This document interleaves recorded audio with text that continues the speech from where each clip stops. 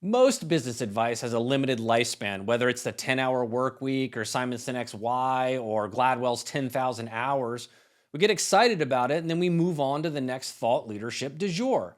But one professional skill that seems to be both perennially relevant and constantly misunderstood is the power of building a high performing professional network. Whether you think your network is the cat's meow or you're just starting to build your own tribe of supporters, I'm going to give you the keys to building and optimizing your own network next on this episode of An Acquired Taste.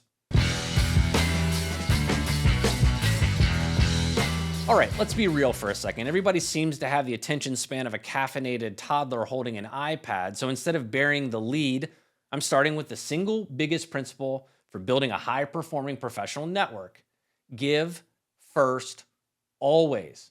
You may recognize that from Techstars if you've ever been involved with their programs or visited one of their accelerators. But let me explain.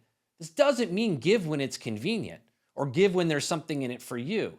It means train yourself to lead with generosity. Introduce people, share information, send referrals, forward opportunities. Not for pay, not for reciprocation, just a steady drumbeat of, hey, I thought this might help you. Because here's what happens. You do this enough times and people start to trust you. They start to see you as someone who isn't playing a short-term transactional game. And when you're not keeping score, something amazing happens. Reciprocity starts to build naturally all by itself. Now, this is not an instant gratification play. You will not give on Monday and get a giant opportunity on Friday. It doesn't work like that. Sometimes the payback takes months, sometimes it takes years, and sometimes it never comes at all. And that's okay. If you're doing this just to build a ledger of who now owes you something, you've already lost. Think of it like gardening. You plant a ridiculous number of seeds, way more than you could ever need. Some don't sprout, some take forever, but the ones that do may grow into oak trees. I'll give you an example. I was having lunch not long ago with my friend and frequent business collaborator, David Lamb. He reminded me about the first time we met years ago, and he said, "Man, I couldn't believe how much you were willing to help me without asking for a thing in return." I kind of laughed when he told me this because at the time, I didn't need anything from him. I wasn't plotting a big pitch or huge ask. I was just giving because I was in a position to do so.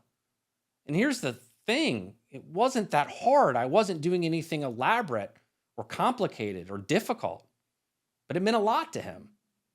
Later on, when I did need his help, I made several asks of David and he reciprocated. He didn't even remember me making those asks, just that I was eager to offer him help and support from the outset. That's the magic of give first. It sticks with people. Side note, he's the reason I started podcasting. So if you enjoy these videos, you can thank him. On the other hand, if you are somehow being forced to watch this, it's David's fault. Hey guys, quick shout out to the new studio and setup. I'm coming to you crystal clear in 4K, which is probably a terrible idea, but here we are. If you're new to the channel and you like the content that we're creating, please consider hitting that subscribe button. Back to the episode. Okay, so once you get that down, let's talk about who's in your network. If your entire network is just people exactly like you, same age, same job, same industry, you've built an echo chamber, not a network. You need diversity, and I don't just mean the obvious forms of diversity, though those are incredibly important. I'm also talking about a diversity of roles and perspectives, peers, mentors, people younger than you, people older than you, people from industries you barely understand, all of them. Because every time you add someone who sees the world differently, you expand the surface area of opportunity in your life. And here's one a lot of people miss. Add competitors to your network. Yeah, the people you think you're battling for clients or market share? Turns out most of the time you're not actually overlapping as much as you think. And even if you are, competition forces you to level up. Some of my most profitable partnerships have been with people I once thought of as rivals. There's very little downside here unless you're in some hyper niche, tiny market. Otherwise, make the connection. Now, let's get into consistency. This is the one that separates the I kind of tried networking once, didn't like it, wouldn't recommend crowd from the people who actually have a powerful, dynamic network. Networking is not a one-off activity. You can't go to one happy hour, hand out 5 business cards, and expect everything to happen. This is a habit you need to form. You need a system. That might mean attending a certain number of events per month. It might mean blocking time on your calendar to reach out to people. It definitely means following up after meetings. It's like going to the gym. One good workout doesn't make you fit. It's the reps and the sets and the stacking days that make change. And yes, some of this has to be in person. I know that's not what a lot of people want to hear, especially since COVID turned many of us into pajama wearing keyboard warriors, but there's just no substitute for face to face time. You can cover 6 months of let's circle back emails in a single evening of in person conversations. Now, let me talk to my fellow introverts for a second. I know what you're thinking. Wait a second. How are you doing a podcast and YouTube if you're an introvert? Here's the truth. I am an introvert. After I record this episode, I will probably stare at a blank wall for 90 minutes just to muster enough energy to interact with any human beings for the rest of the day. And networking events? They rank somewhere between a root canal and a jury summons for me. But here's what I've learned. If you just commit to showing up and you give yourself permission to leave when your battery runs out, you can make more progress in a couple hours than you can in months behind a screen. So do what you need to do. Hydrate, caffeinate, listen to some AC/DC at full volume, but go. Show up. One more thing, and this is a big one. Stop being transactional. If you send me a LinkedIn request and your very next message is a pitch, I'm telling you right now, I'm deleting that connection so fast your head will spin. Don't try and pull some Grant Cardone nonsense with me. That guy has ruined so many aspiring salespeople. Instead, be a human.